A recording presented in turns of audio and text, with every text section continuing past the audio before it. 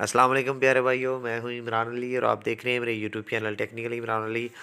प्यारे भाइयों, एक दोस्त का मैं सेटअप देखने गया था और मैंने सोचा कि आप भाइयों के साथ भी ये मालूमाती चीज़ें शेयर करता चलूं, आप भाइयों को भी गाइड करूं कि इस भाई की तरह आप भी फ्रॉड का शिकार ना हो, आपके पैसे भी ज़ाया ना जाएं।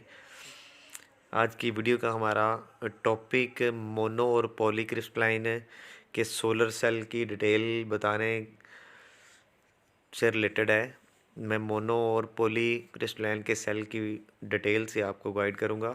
ये ब्लैक सेल मोनो क्रिस्टलाइन है और जो पैनल लगे आप देख रहे हैं, ये 16 पैनल लगे हुए हैं ये पॉली क्रिस्टलाइन के। एक बाइक का सेटअप मैं देखने गया था, वो बाइक का सेटअप वर्क नहीं कर रहा था। तो वर्क ना करने की क्या वजूहात थी, क्या ये फॉल्ट आया, वो मैं भाइयों के साथ शेयर करने जा रहा हूँ। आई होप कि आप वीडियो को लास्ट तक देखेंगे और हर बात को अच्छे से समझ पाएंगे।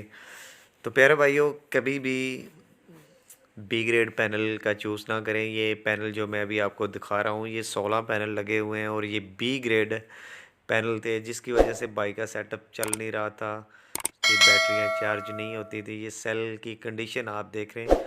एक तो ये सेल के कलर सेम नहीं है, डिफरेंट कलर हैं।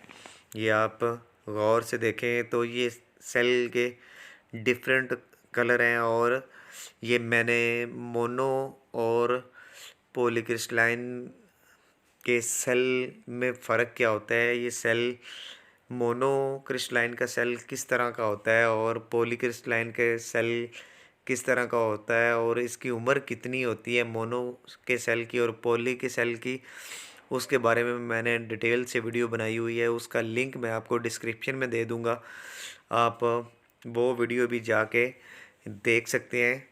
ये सेल दिखाने का मेन मकसद यही है कि ये पॉलीक्रिस्टलाइन के सेल भाई ने 16 सेल लगाए हैं और मैं जो आपको दिखा रहा हूँ, और इनकी वर्किंग 0% है।